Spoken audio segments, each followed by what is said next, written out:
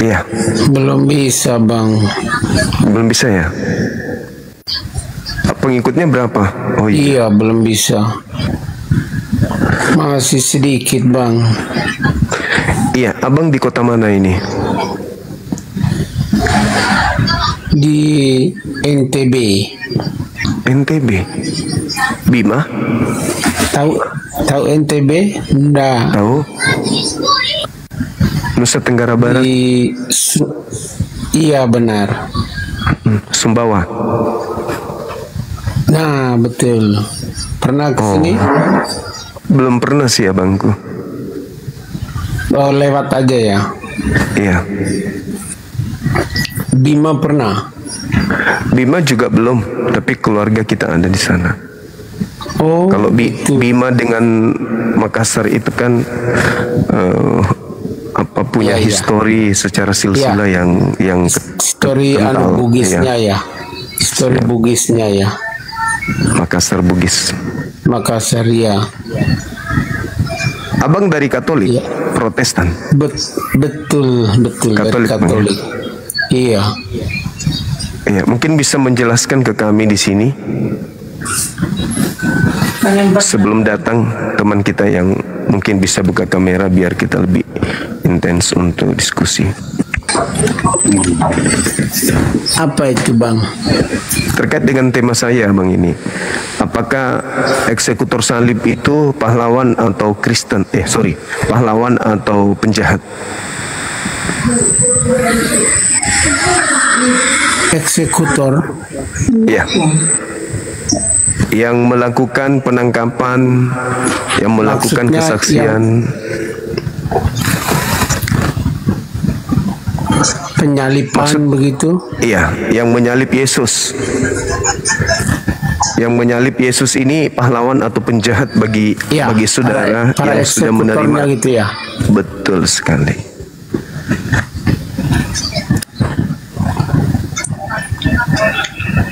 Kalau eksekutornya itu, Bang, mereka tidak tahu apa yang mereka perbuat itu. Iya, merekanya mungkin mereka itu hilap, mungkin mereka itu lagi tidak sadar, mungkin mereka itu lagi kerasukan setan atau apalah namanya. Yang saya tanya, bagi Anda, mereka itu pahlawan atau penjahat?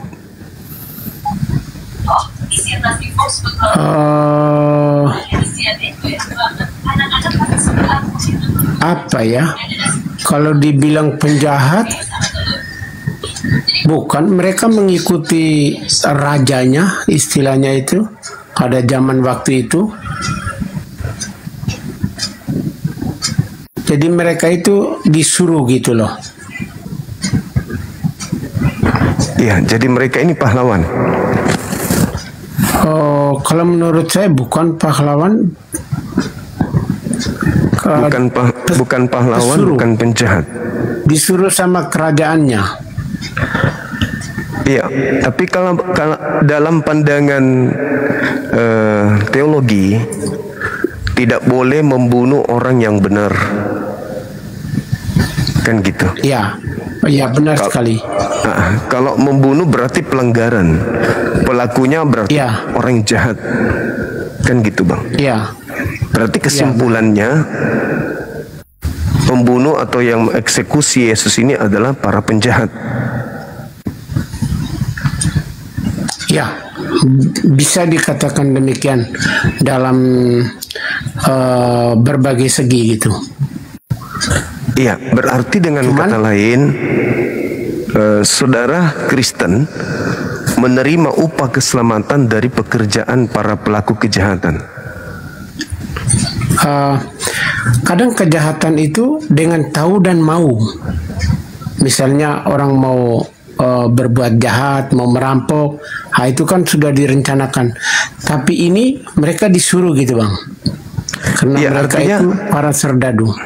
Iya, ini pandangan dari pihak Kristennya, bukan dari mereka pelakunya, tapi pandangan Kristen terhadap pekerjaan mereka itu sebagai pahlawan atau sebagai penjahat.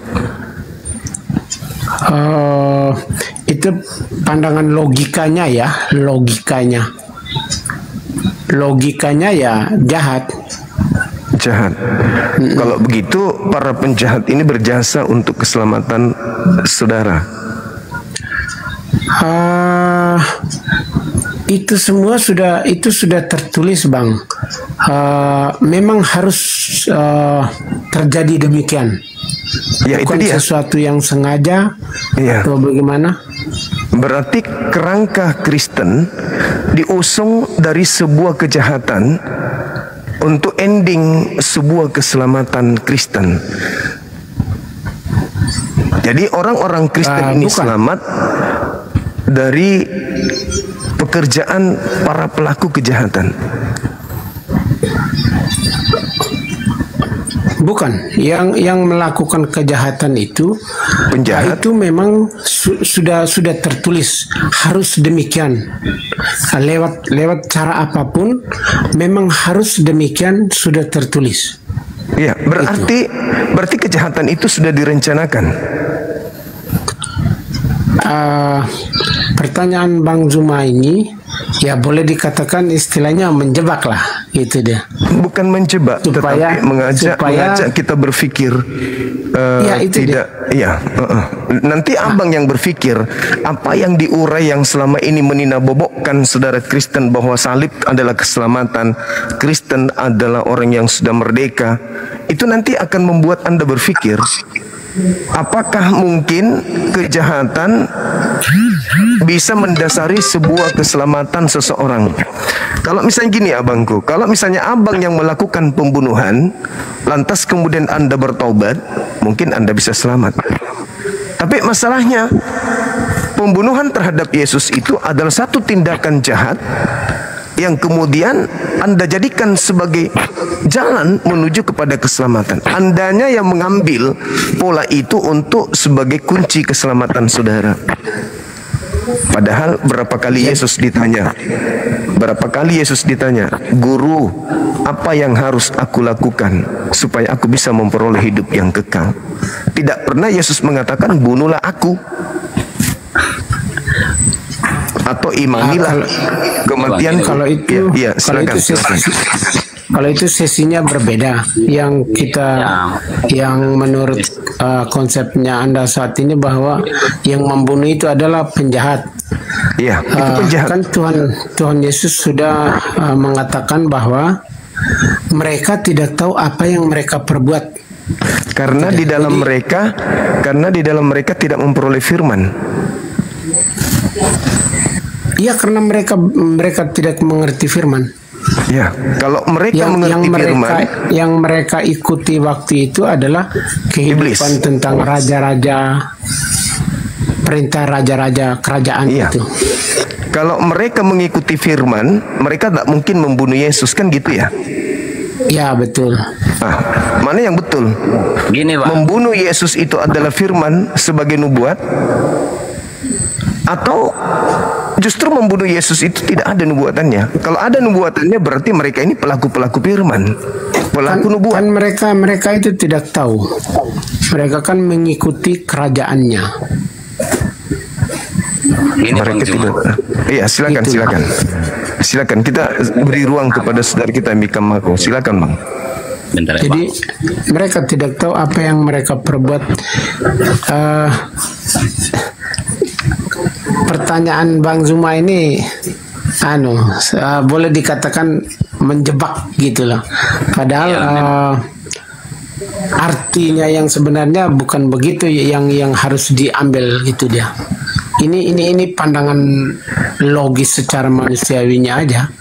Jadi gini ya abangku, perintah Tuhannya, perintah Tuhannya jangan membunuh orang yang benar. Kan itu. Nah, Yesus dibunuh, berarti pelakunya melanggar firman Tuhan. Jadi saya bertanya dulu. Iya, silakan. Jadi prosesnya terjadi penyalipan itu kenapa? Karena abang sudah mengaku sudah mendalami Alkitab. Saya orang Kristen mau bertanya sama abang. Jadi terjadinya penyalipan Tuhan Yesus itu asal usulnya Kenapa? Nah, ini pertanyaan yang sangat menarik. Jadi orang-orang Yahudi ingin membunuh Yesus itu cuman satu yang melatar belakangi.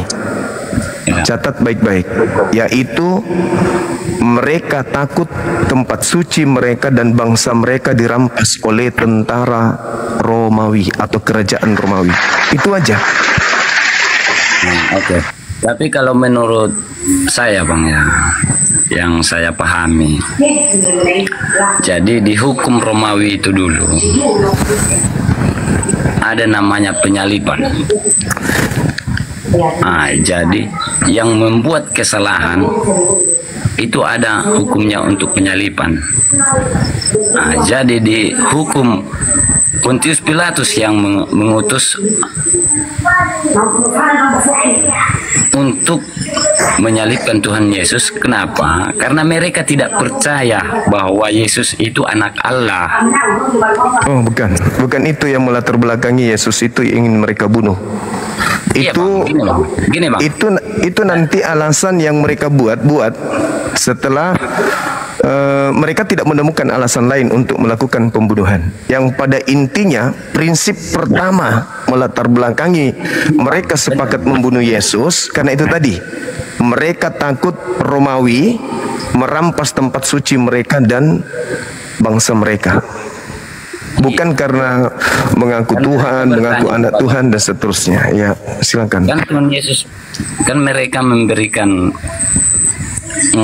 suatu pertanyaan kepada Yesus atau meminta mukjizat. Bukan begitu, Bang Juma. Jadi Tuhan Yesus tidak menampakkan mukjizat itu. Jadi, bukan, saudara, bukan. Ketika Yesus ditanya, siapakah engkau? Apakah engkau Mesias? Itu dalam persidangan. Iya. Itu dalam persidangan artinya Yesus sudah masuk dalam perangkap.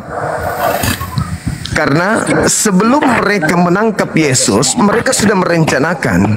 Mereka merencanakan pembunuhan jauh sebelum Yesus itu mereka tangkap. Mereka sudah menyusun siasat itu. Nanti kalau kita tangkap Yesus di depan pengadilan, kita fitnah dia bahwa dia telah melakukan kesalahan besar karena mengaku anak Tuhan, karena mengaku Mesias, karena mengaku dia bla bla bla dan seterusnya. Padahal itu semua adalah alasan-alasan yang dibuat-buat. Dasar latar belakang mereka ingin membunuh karena itu tadi, sekali lagi saya katakan, takut tempat suci dan bangsa mereka dirampas oleh penjajah Romawi. Itu. Justru itu Bang Juma ya. Ini Bang Juma. Siap. Abang sudah tahu prosesnya untuk penyaliban Tuhan Yesus. Jadi saya bertanya, kenapakah abang bertanya pada Kristen, apakah eksekutor salib pahlawan? Padahal Bang Zuma sudah mendalaminya. Apakah memang Bang Zuma bagus. memang kurang paham atau gimana? Bagus. Keterangan Bang Zuma udah mendalami. Malahan saya seorang Kristiani memang kuakui, padahal Abang Zuma seorang Muslim lebih mendalami Alkitab saya. Malahan lebih tinggi pola pikirnya mengenai Alkitab. Oke, saya jawab. Yang herannya saya, bentar ya Bang, yang herannya saya, ngapain lagi Abang membuat contohnya pertanyaan eksekutor salib pahlawan? Apakah eksekutor itu menjadi pahlawan Kristen atau yang membunuh itu jadi pahlawan Kristen? Padahal abang sudah menerangkan kepada kami tadi. Jadi kan apa yang diperdebatkan, apakah apa yang diambil abang di bagian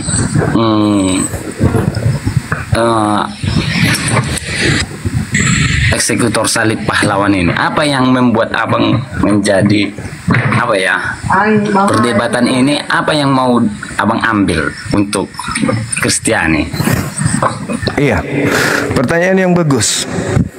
Orang Kristen sebagai orang yang menganut paham agama syiar, agama yang diajarkan untuk diajarkan kepada orang lain, tentu menjadikan agama Islam sebagai sasaran untuk dikristenkan, dan itu bukan rahasia lagi, itu fakta, itu real. Nah, ketika kemudian saudara-saudara kami Kristen datang ke kami yang Islam ini, dibicarakan Bible, keselamatan, bla bla dan seterusnya, kami belajar dong, kami kaji Bible, kami pelajari. Ternyata yang Kristen katakan bahwa keselamatan itu oleh karena penyaliban, itu ternyata nggak betul. Yang Kristen katakan salib itu untuk menyelamatkan dunia, ternyata itu tidak betul. Yang Kristen doktrinkan bahwa dosa-dosa kita sudah ditebus di atas tiang salib, ternyata itu semua tidak betul. Yang di Kristen ajarkan bahwa Yesus sudah direncanakan untuk mati, ternyata itu semua tidak betul. Kenapa? Saya melihat di dalam Bible ini latar belakang pembunuhan Yesus itu ada di dalam Yohanes 11 nomor 45 sampai nomor 57. Ya Bang, bentar ya Bang. Iya. Gini Bang, jadi kedatangan juru selamat itu bukan gara-gara memang penyalipan. Ya. Jadi itu ada dalam penyalipan itu ada pedoman, yaitu darahnya yang kudus. Nah, itu yang tidak ditemukan. Darahnya yang kudus, itulah yang menjadi pedoman kami untuk menghapuskan dosa dari dosa-dosa kami. Itu maksudnya. Jadi, nah itu yang tidak ada. Yesus buat kami, yaitu ya dinamakan Yesus Juru Selamat. Ya, itu yang tidak ada. Itu yang tidak ada di ajaran Yesus, bahwa dia datang darahnya. Itu yang tak ada. Kenapa? Karena Yesus itu mengajarkan kepada kaumnya untuk melakukan persembahan hewan, bukan persembahan manusia.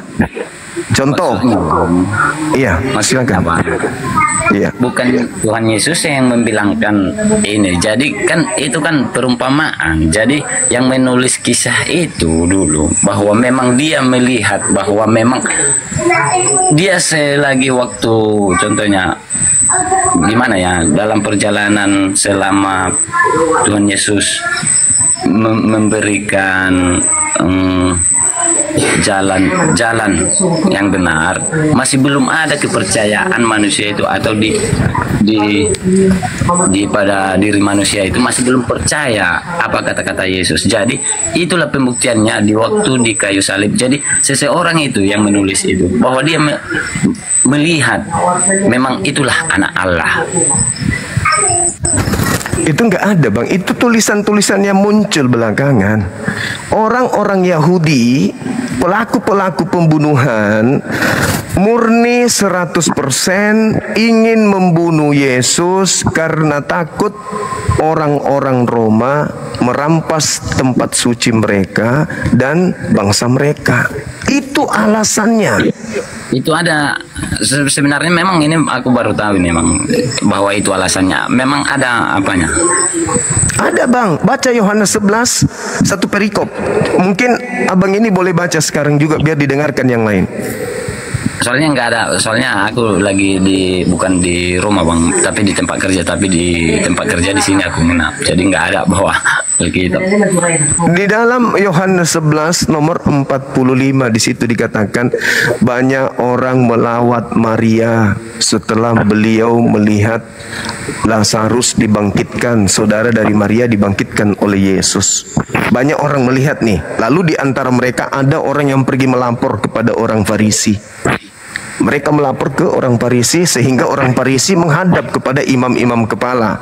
Imam-imam kepala menghadap kepada mahkamah agama. Apa yang harus kita lakukan ini?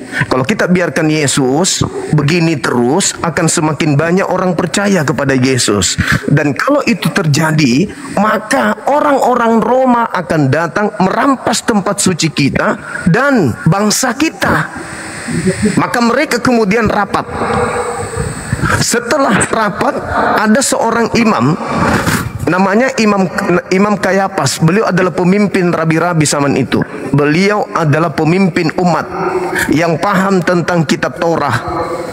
berkata, kalian tidak insaf dan kalian tidak tahu bahwa adalah lebih baik satu orang mati, yaitu Yesus, untuk bangsa kita daripada seluruh bangsa kita ini mati. Maka tahun itu juga Kayafas bernubuat, Yesus harus mati tahun ini juga untuk menyelamatkan bangsa kita dan juga untuk mengumpulkan keturunan Israel yang tersebar ke seluruh bangsa-bangsa. Nomor 53, maka mulai saat itu mereka bersekongkol membunuh Yesus. Nah, jadi itu awalnya, itulah awalnya. Oke, jadi saya tanya Bang. Jadi memang apakah yang membuat rencana itu eksekutor atau pahlawan atau gimana? Kalau menurut Abang? Ya itu penjahat. Yesus sendiri yang mengatakan penjahat.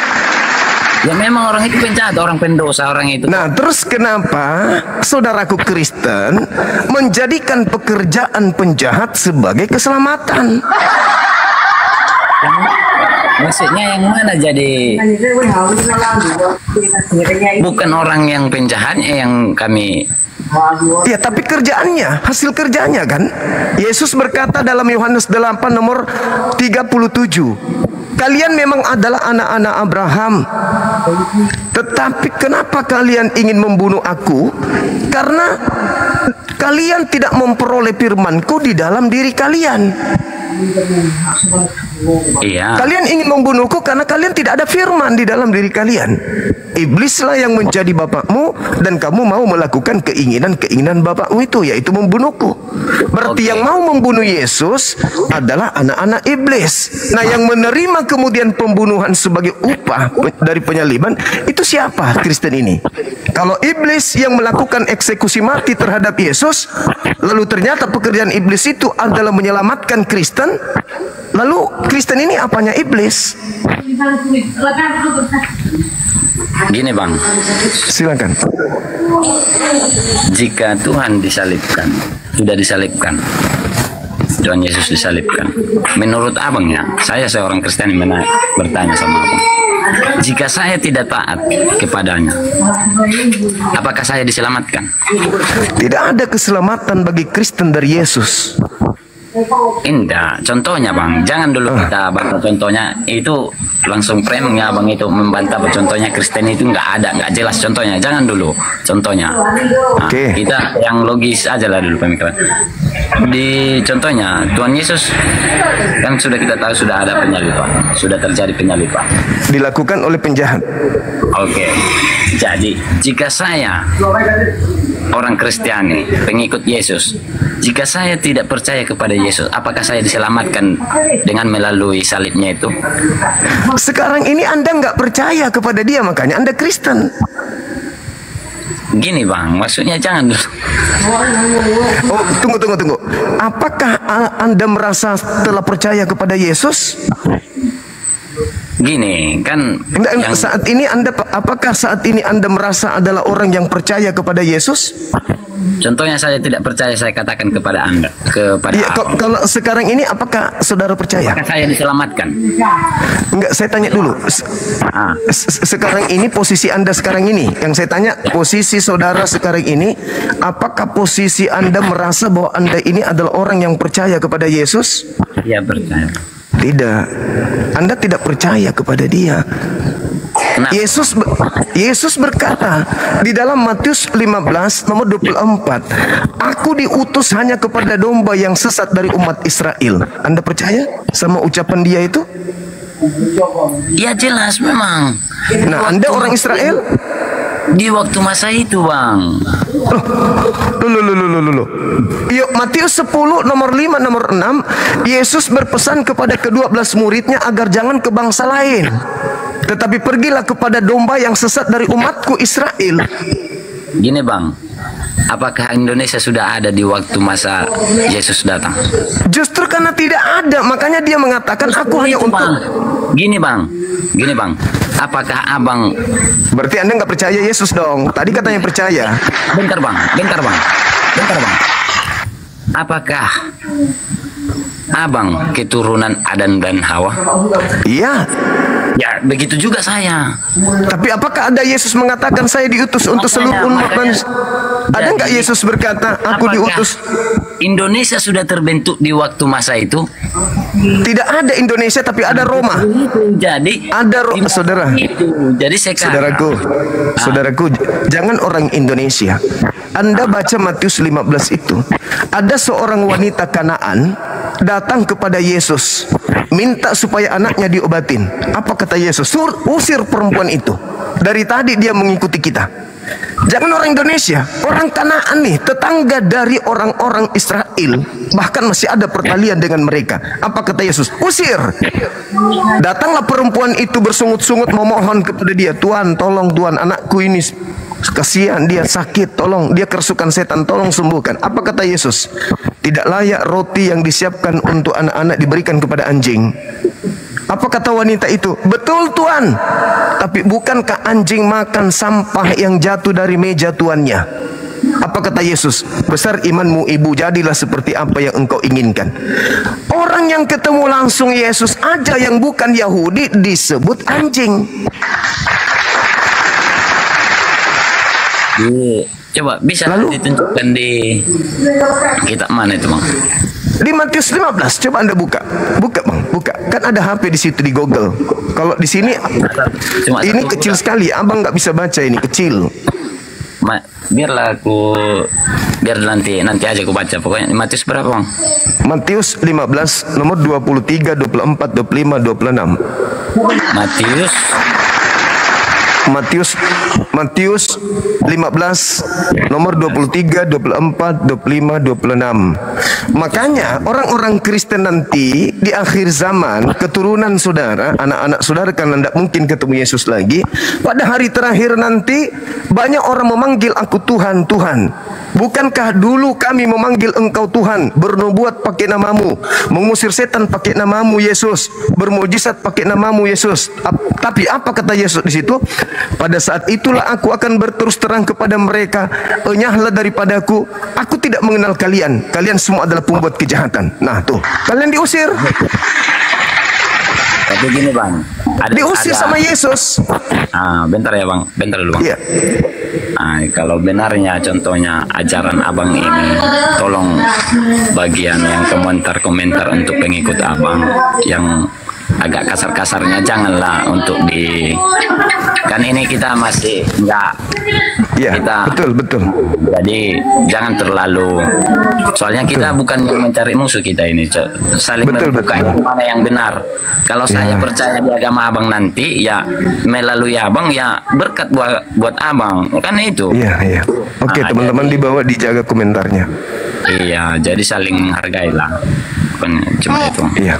Yalah, Bang, tapi aku pun kurang banyak persiapan ya, Bang. Cuma pengen naik aja, nanti coba gimana nya. Oke. Jadi nanti kita ketemu lagi ya, Bang, ya. Oke, Bang, kalau ada kata-kata yang saya juga demikian adanya. Oke, sama-sama. Oke. Terima kasih ya, Bang. Terima kasih saudaraku. Oke, Bang.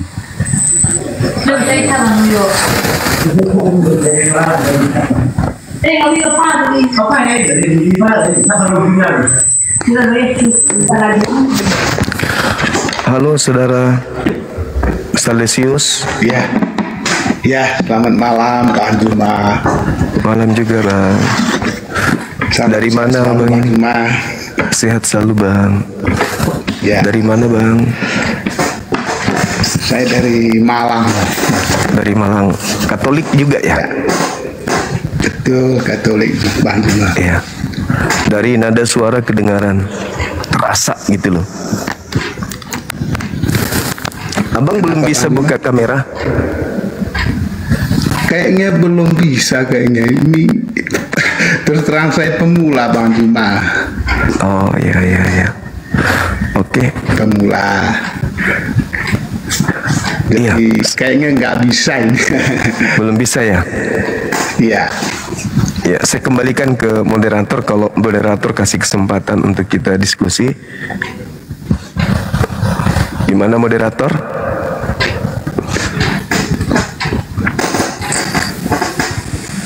Halo Halo Saudara Patra. Halo Bang. Halo.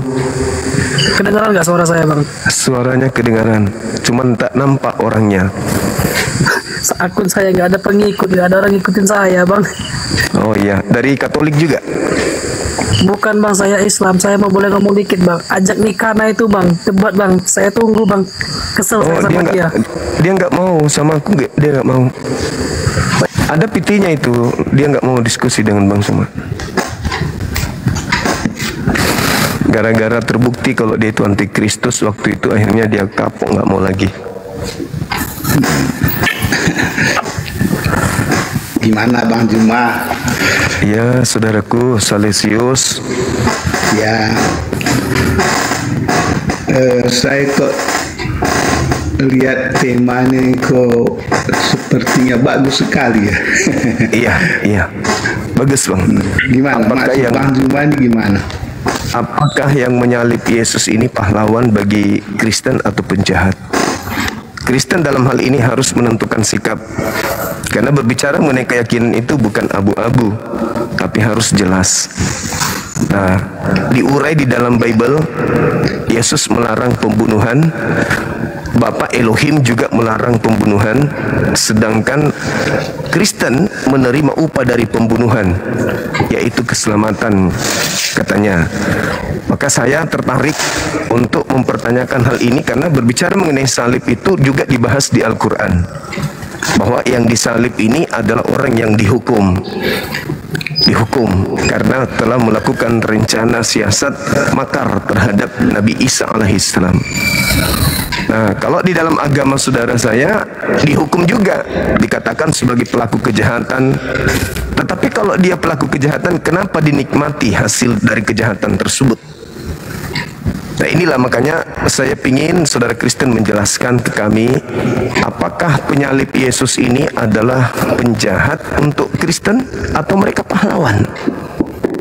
Seperti itu Bang, silakan. Oke Bang Juma, ini pertanyaannya bagus, tapi menurut saya agak sulit juga ya. Semoga nanti aku bisa jawab. Ya silakan. Jadi gini Bang Juma, Yesus itu pada mulanya dia itu adalah mewartakan kebenaran. Siap. Ya. Jadi dia itu datang ke dunia ini untuk memberitakan kebenaran. Makanya dia bilang, akulah jalan, kebenaran dan hidup. Barang siapa percaya padaku, dia akan selamat, kan begitu. Yeah. Nah, pada waktu itu Bang Juma, banyak orang yang tidak terima dengan pengajaran dia, yang mana dia itu membawa kebenaran. Padahal pada waktu itu kan banyak raja-raja, ya tuh. Rakyat pada masa itu mereka percaya pada raja-raja mereka, gitu loh. Ketika Yesus datang mewartakan kebenaran, jelas mereka tidak terima. Saya ambil contoh seperti orang Farisi. Ketika Yesus mewartakan kebenaran, mereka pasti menolak, ya kan?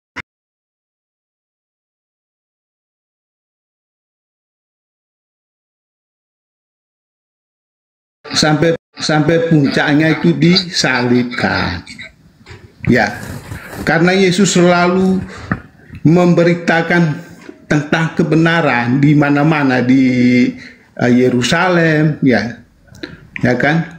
Terus orang-orang pada waktu itu, Raja Pontius Pilatus saja dia nggak terima, ya kan? Dia tidak terima. Akhirnya rakyatnya Pontius Pilatus ini tidak terima, akhirnya menangkaplah Yesus ini, ditangkap kan. Nah, sampai di depan Pilatus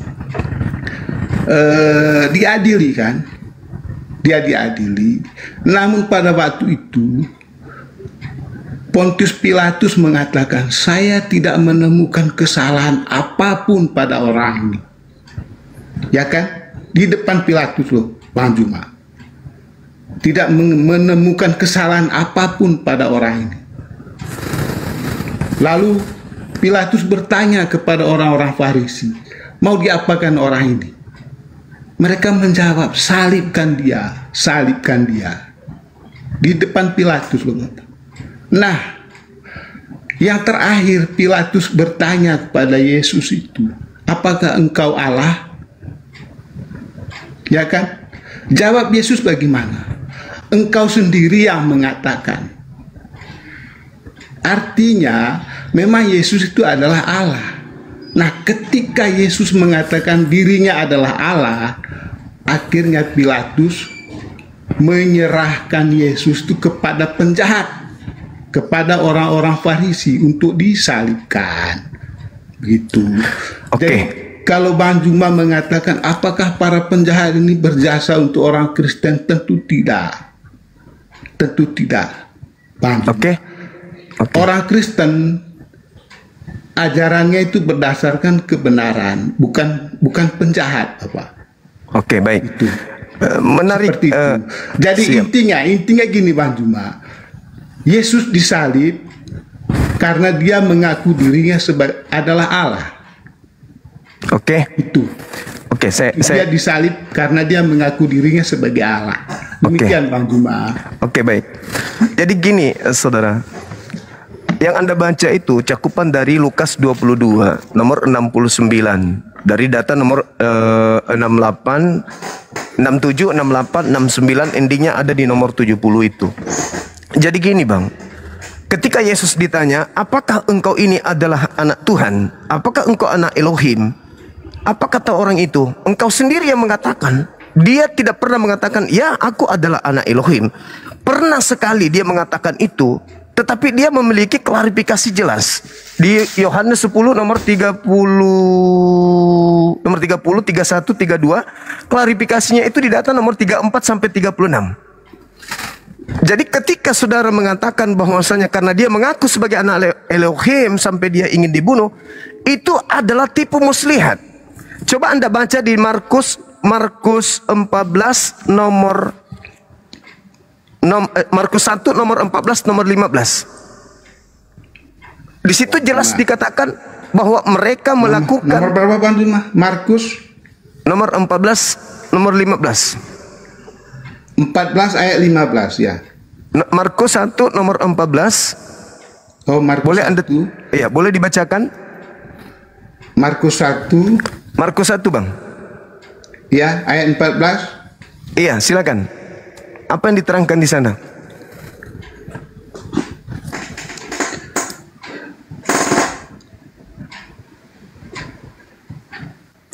Ini tentang sesudah Yohanes ditangkap, datanglah Yesus ke Galilea memberitakan Injil Allah. Injil. Memberitakan Injil. Ya. Pada saat beliau memberitakan Injil, Yesus selalu mengatakan, aku utusan, aku adalah anak Elohim. Dan tidak ada satupun orang yang menganggap dirinya itu adalah penghujat, penista. Kenapa? Karena orang-orang Yahudi itu Bang, orang-orang Yahudi tahu Nabi Musa itu disebut sebagai Elohim. Bahkan kemudian mereka punya orang tua, yaitu Israel, dianggap sebagai anak sulung Elohim. Jadi itu cuma akal-akalan saja. Nah, yang perlu saudara pahami di sini adalah mereka maksudnya akal-akalan siapa Bang Juma? Akal-akalan orang Yahudi Bang, untuk supaya Yesus itu dibunuh. Coba Anda lihat di dalam Matius 26. Data yang saya sampaikan tadi Bang Juma paham apa enggak? Saya paham. Depan Pilatus loh. Iya, itu sudah disidang, abangku. Iya, setelah disidang itu kan, disidang Tunggu. Akhirnya Pilatus menyerahkan Yesus kepada orang Sabar. tadi. Sabar Bang, sabar. Seperti itu Bang Juma. Sabar dulu. Kenapa Yesus itu masuk di persidangan? Dan kenapa dia dijatuhi hukuman? Ingat, Matius 27 nomor 18, Pilatus mengatakan mereka menyerahkan Yesus untuk disalibkan karena dengki. Satu, ini satu. Dicatat itu. Yang kedua, siapa yang dengki? Imam kepala Mahkamah Agama, orang Farisi. Ya makanya. Tunggu dulu. Karena dengki. Coba Anda baca kemudian di dalam Matius 26 nomor 59. Mahkamah Agama melakukan kemudian berupaya mencari alasan-alasan untuk membunuh Yesus. Itu satu. Markus 14 juga diterangkan hal yang sama. Di data nomor 4, di situ jelas dikatakan bahwasanya Matius 26 nomor 4, mereka melakukan kesaksian palsu untuk melakukan pembunuhan. Siapa yang membuat saksi palsu? Imam kepala, mahkamah agama, orang-orang Farisi. Ini yang kan imam kepala itu kan yang mengadili. Masa imam kepala memberi kesaksian? Loh, baca dalilnya makanya. Makanya yang aneh kan begini loh Bang Juma. Baca dalilnya Bang. Apa yang berbunyi? Dengar dulu. Abangku, apa dalilnya di situ Bang? Dalilnya apa yang tertulis di situ Bang? Yang mengadili Yesus itu adalah pemuka-pemuka agama. Yes, dan tidak mereka mungkin melakukan pemuka agama memberi kesaksian palsu gitu loh. Oke, kita baca dalil boleh?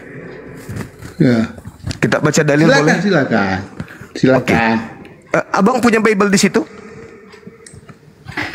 Ayat berapa? Coba Anda lihat apa yang tertuang di dalam Matius 26 nomor 59. Matius 26 iya, nomor 59 ya. Cari Abang Juma ya. Silakan. 59. Anda mengatakan barusan bagaimana mungkin mahkamah agama melakukan tipu-tipu. Silakan Anda nikmati dalil itu. Nomor 26 ya. Matius 26 nomor 59 boleh Anda bacakan? Biar semua orang dengar. 65. Iya. Bentar. Imam-imam kepala malah seluruh mahkamah agama mencari kesaksian palsu terhadap Yesus. Artinya kan bukan imam kepala yang mencari kesaksian palsu. Sebelum artinya Anda tadi mengatakan bagaimana mungkin mahkamah agama melakukan kesaksian palsu? Loh, iya, ini kan ayat ini kan bukan mahkamah agama yang memberi kesaksian. Mereka mencari. Malah seluruh mahkamah agama mencari kesaksian palsu. Inilah kalau Kristen. Inilah kalau Kristen pasti satu paket. Artinya kan mencari. Mencari alasan kesaksian palsu mereka buat. Kesaksian. Mereka membuat kesaksian palsu untuk menjerat Yesus. Sekarang saya ingin bertanya kepada saudara Salesius, apa bedanya Anda dengan mahkamah agama yang maksa kali Yesus harus mati? Loh, mahkamah agama itu adalah yang mengadili. Mereka siapa yang membuat kesaksian palsu? Loh, kan orang-orang Farisi. Yang tadi Anda baca? Para penjahat tadi. Yang tadi siapa? Para penjahat itu. Iya, siapa penjahatnya? Orang-orang Farisi. Iya, siapa orang Farisinya? Kan orang Farisi itu kan banyak. Tadi Anda baca siapa kok nggak ada orang Farisi di situ? Sama Yesus. Abangku, kalau mau Anda temukan orang-orang Farisi terlibat, baca Yohanes 11:45. Itu baru orang Farisi terlibat. Yang Anda baca barusan itu adalah imam-imam dan mahkamah dan seluruh mahkamah agama. Kan makanya tadi kan Pontius Pilatus dia tidak menemui kesalahan apapun pada orang. Kenapa bisa demikian? Akhirnya mereka mencari-cari kesalahan. Abangku, gitu Abang tahu nggak pemerintah yang punya wewenang saat itu adalah pemerintah Romawi. Sedangkan yang Anda sebutkan itu adalah mahkamah agama. Mahkamah agama itu berarti ahli Taurat. Sekarang yang mencari kesaksian-kesaksian palsu itu adalah mahkamah agama supaya Yesus itu bisa dibunuh. Iya, benar memang. Nah, karena tadi Anda mengatakan bahwa bagaimana mungkin tidak menerima. Saudara-saudara dengar enggak? Bang Juma. Dengar dulu. Saudara-saudara dengar nggak tadi ketika saudara kita ini mengatakan bagaimana mungkin mahkamah agama membuat kesaksian palsu sementara dia adalah pengadilan? Dengar dulu. Anda minta maaf dulu dengan ketidaktahuan Anda dengan Bible. Anda minta maaf dulu, Bang Suma, memang pemahaman Bible saya itu masih minim. Bilang aja dulu gitu, Bang. Baru kita lanjut. Oke, selamat malam Bang Suma. Iya, malam. Akui dulu bahwa pemahaman Anda atau memang Anda sengaja untuk nipu orang banyak. Silakan abangku. Minta maaf. Yang mana?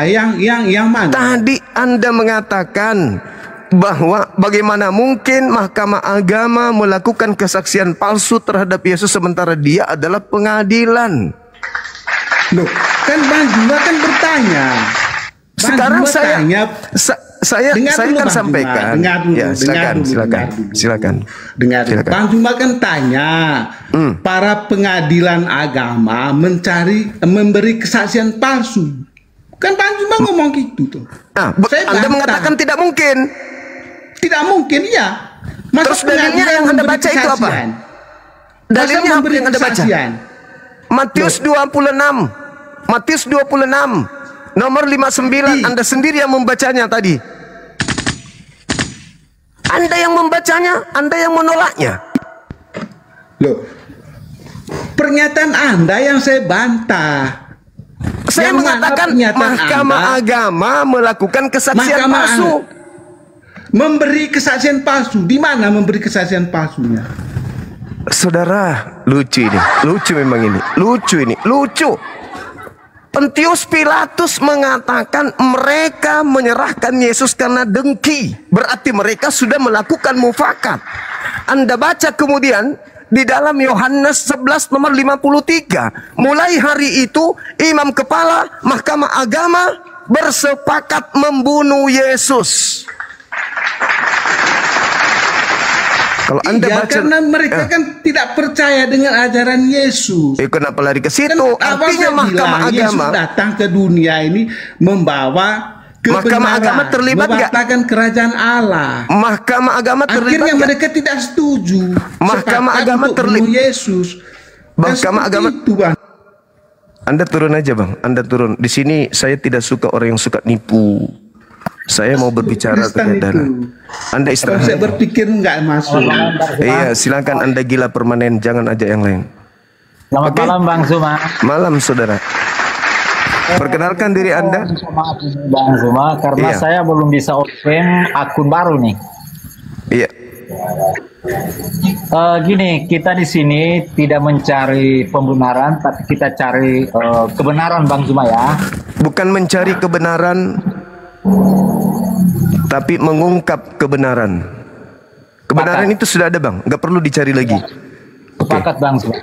Oke, sip. Gini, jadi tema ini ya, eksekutor, salib, pahlawan, tanda tanya ya? Atau penjahat. Oke, kalau saya jujur aja ya, mudah-mudahan saya tercerahkan ini Bang Zuma. Silakan. Boleh saya katakan bahwa yang menyalib atau yang berniat menyalibkan Yesus adalah pahlawan, boleh juga saya katakan penjahat. Yang mana yang betul Bang? Baik, saya jelaskan Bang Zuma ya.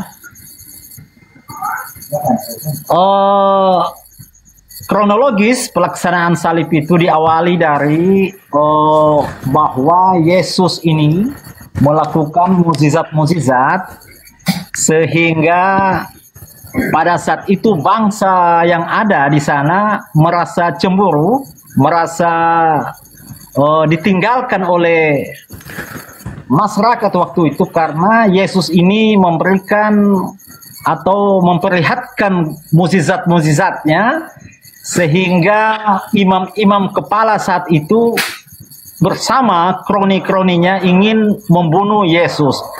Nah, ini saya katakan penjahat karena Yesus itu orang baik. Iya. Makanya saya katakan penjahat. Nah, kenapa dia dikatakan pahlawan? Iya. Karena singkat cerita terjadi penyaliban. Ternyata yang disalib itu adalah Yudas, maka itu pahlawan. Kenapa? Karena orang jahat yang disalib, yaitu orang terkutuk memakan suap.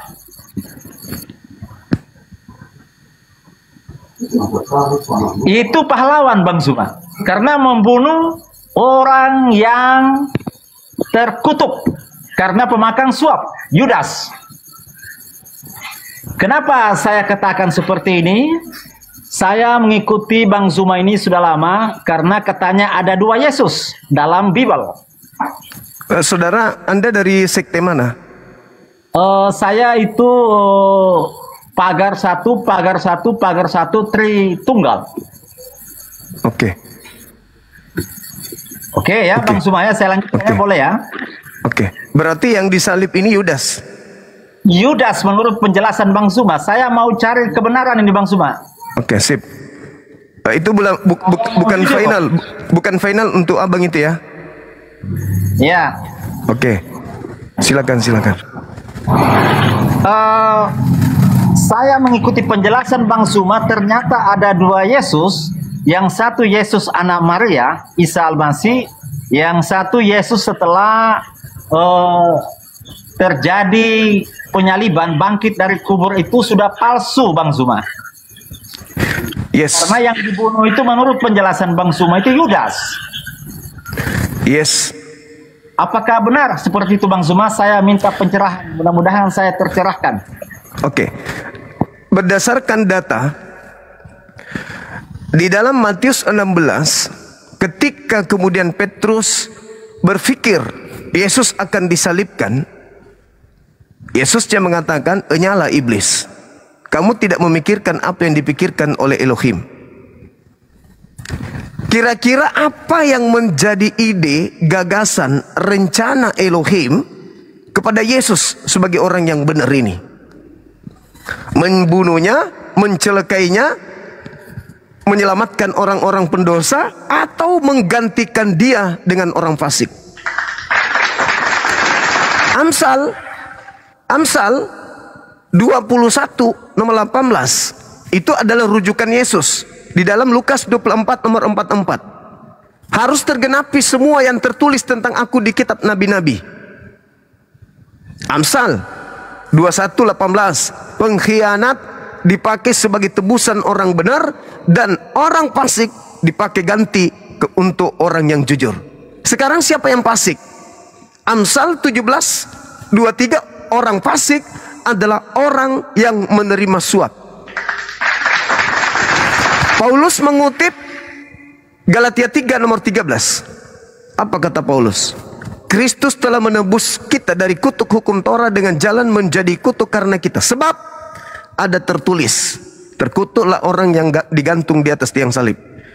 Kalau ada tertulis, satu-satunya sumber Ulangan 21 nomor 22-23. Di situ tertulis apa? Apabila ada orang melakukan dosa yang sepadan dengan hukuman mati, lalu kau gantung dia, jangan kau biarkan mayatnya semalam-malaman di atas pohon. Sebab orang yang dikutuk oleh Elohim, jangan kau biarkan menyentuh tanah yang diwariskan Tuhan kepadamu. Sebab orang yang dikutuk oleh Elohim, kalimat ini yang dikutip oleh Paulus. Berarti sebab ada tertulis terkutuklah, berarti yang mengutuk orang ini adalah Elohim. Nah, kalau yang dikutuk ini, yang mengutuk di sini adalah Elohim, Elohim tidak pernah mengutuk orang benar. Yang dikutuk Elohim itu selamanya orang yang bersalah. Di dalam kaitan kutukan, Ulangan 27 nomor 25, terkutuklah orang yang makan suap, yang menerima suap, terkutuklah orang yang menerima suap untuk menyerahkan orang benar agar dibunuh. Di antara Yudas dan Yesus. Menurut Yesus, harus tergenapi seluruh apa yang tertulis tentang aku di dalam kitab Taurat. Berarti termasuk Ulangan. Pertanyaan saya, siapa yang menerima suap? Yudas atau Yesus? Itulah dia yang disalib. Siapa yang menerima suap, Bang? Menurut saudara, yang menerima suap yang siapa? Menerima suap, kalau penjelasan Bang Zuma sekarang ini dan yang lalu itu ya Yudas. Yudas. Sekarang yang dikutuk siapa? Penerima suap atau yang bukan penerima suap? Penerima suap. Berarti yang disalib adalah penerima suap. Berarti yang disembah oleh Kristen hari ini adalah? Berarti yang disembah oleh kami ya, kami Kristiani ini berarti yang palsu, Bang Suma ya. saya kasih ilustrasi terakhir Bang, sebelum Anda mengambil sikap. Di dalam pengajaran Yesus Matius 24 ketika didatangi oleh murid-muridnya di Bukit Zaitun. Syukran Jenderal. Apa kata murid-muridnya? Guru, apa tanda kedatanganmu? Ini tanda kedatangan. Yesus menjelaskan, tanda kedatanganku, aku akan nampak di tengah langit sebagai manusia. Matahari gelap, bulan tak bercahaya, bintang berjatuhan, kuasa langit akan berguncang. Aku nampak di tengah langit. Itu tanda kedatanganku. Dan ternyata tanda kedatanganku itu sekaligus tanda akhir zaman. Oke? Sekarang permasalahannya adalah ketika Yesus mengatakan kepada muridnya ketika ditanya, apa tanda kedatanganmu? Yesus berkata, waspadalah agar kamu jangan disesatkan, sebab banyak orang akan datang memakai namaku dan berkata, akulah Kristus, akulah Mesias. Jangan kamu percaya, mereka akan menyesatkan banyak orang. Mohon izin saya mau bertanya. Di atas bumi ini, yang memakai nama Yesus, yang menjual nama Yesus, yang bernubuat, mengusir setan, bermujizat pakai nama Yesus, dan mengajak orang lain yang banyak sampai miliaran, itu kelompok mana? Islam atau Kristen? Kalau saya melihat kami di Kristen aja Bang Zuma. Kalau saudara saya Muslim, nggak ada yang bilang. Makanya Yesus mengatakan, jadi apabila, nomor 23, jadi apabila ada orang berkata, lihat ada Mesias di sana, lihat ada Mesias di sana, jangan kau percaya. Matius 24 nomor 24. Sebab Kristus palsu dan nabi-nabi palsu akan datang dan melakukan tanda-tanda yang dahsyat dan banyak mukjizat, sekiranya mungkin menyesatkan murid-murid pilihan juga. Camkanlah, aku, tunggu sabar, kata Yesus diulang lagi tuh, Yesus tuh, camkanlah, aku telah mengatakannya kepadamu terlebih dahulu. Jadi kalau ada orang berkata, ada Mesias di padang gurun, ada Mesias di dalam bilik, jangan kamu percaya. Sebab sama seperti kilat menyambar dari timur, memancarkan cahayanya sampai ke barat, demikianlah kelak tanda kedatanganku pada saat kedatanganku yang kedua. Nah sekarang pertanyaannya adalah, ketika ketika kemudian Ananias, Paulus, Markus, Maria, orang-orang yang didatangi pada hari ketiga, bangkit pada hari ketiga, kemudian yang ada di Pulau Patmos, apakah ada tanda-tanda kedatangan Yesus sebagaimana yang Yesus jelaskan kepada muridnya pada saat itu? Sudahkah matahari gelap, bintang-bintang berjatuhan pada saat itu? Kalau tidak, apa kata Yesus? Percaya atau jangan percaya? Kalau saya mau itu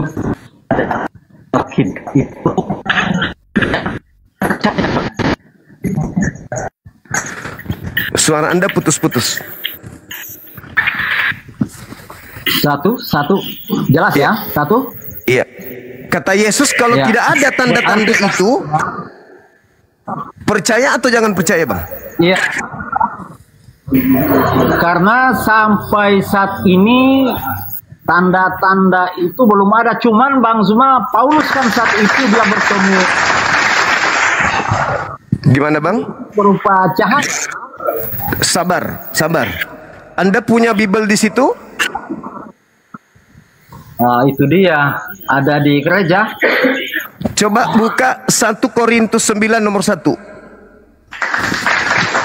Apa yang tertulis di sana, Bang? Mungkin di HP, bisa buka di Google mungkin? Yang pakai satu HP, Bang. Di 1 Korintus 9, Paulus sendiri yang mengaku dengan mulutnya bahwa aku melihat Yesus. Dia katakan, aku melihat Yesus. Bukankah aku ini adalah rasul? Bukankah aku ini adalah orang bebas? bukankah aku telah melihat Yesus Tuhan kita? Jadi Paulus mengaku melihat Yesus. Kata Yesus, kalau ada yang mengaku melihat aku, jangan kamu percaya. Dia akan menyesatkan banyak orang. Penyesat yang datang kepada orang yang melihat itu, pasti akulah Yesus. Sehingga nabinya berkata, oh kaukah itu Tuhan? Iya, akulah Yesus. Ketika nabi ini kemudian mendapatkan pengajaran bisikan-bisikan sebanyak 13 buku, maka nabinya ini digelari kemudian rasul, utusan sang Yesus. Lalu mengajarkan orang lain, kata Yesus, jangan kau percaya, mereka akan menyesatkan banyak orang. Makanya di dalam Kisah Para Rasul 24 nomor 5, orang-orang Yahudi teriak, Paulus ini adalah penyakit sampar yang telah kemudian menyesatkan orang-orang Yahudi yang beradab di seluruh dunia, dan dia adalah tokoh dari Kristen. Itu abangku. Ya kan, Anda mengaku sebagai seorang berarti Katolik tadi ya? Yang ini selama ini jaringannya bang, yang berupa cahaya itu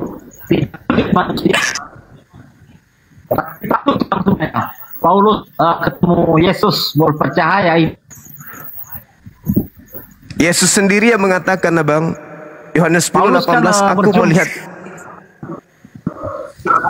Iya, Yesus mengatakan, aku melihat iblis jatuh dari langit berupa cahaya.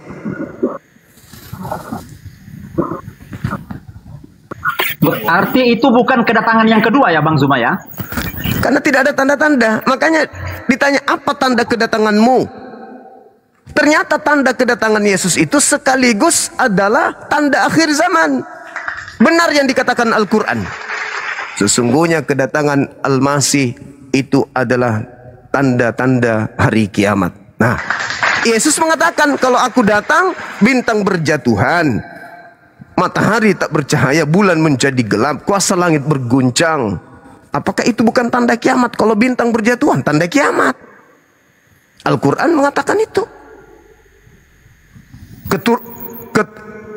Kedatangan Isa kedua kalinya adalah pertanda datangnya hari kiamat.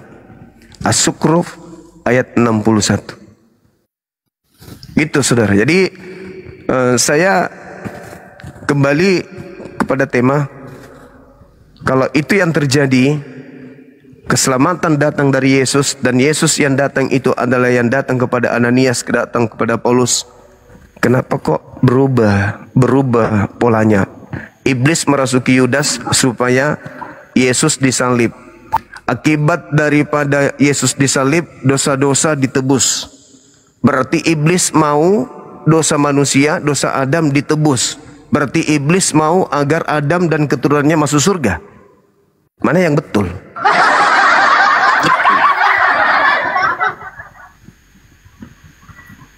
Berarti Bang Zuma, kami ini sudah dibohongin oleh pendeta-pendeta kami. Ya, itu kesimpulan abang. Makanya saya katakan tadi, izinkan saya berbicara, lalu abang mengambil sikap. Itulah, kalau saya mengambil satu keputusan, saya kira Bang Zuma tidak mungkin bohong lah. Apalagi Bang Zuma sudah menguasai Bible. Yang disampaikan Bang Zuma ini sangat benar. Artinya kami ini sudah dibohongi oleh pendeta ya Bang Zuma ya. Ya, itu kesimpulan abangku. Karena abang yang menilai, abang yang merasakan, abang yang melakoni, abang yang mendengarkan pendeta. Saya hanya menjelaskan, menguraikan apa yang tertulis dalam Bible dan juga dalam Al-Quran Karim. Iya, makanya tadi di awal pembicaraan saya sampaikan, saya ini tidak mencari pembenaran, tapi saya bagaimana caranya kebenaran akan terungkap. Iya. Silakan Anda yang menilai keadaan yang ada saat ini.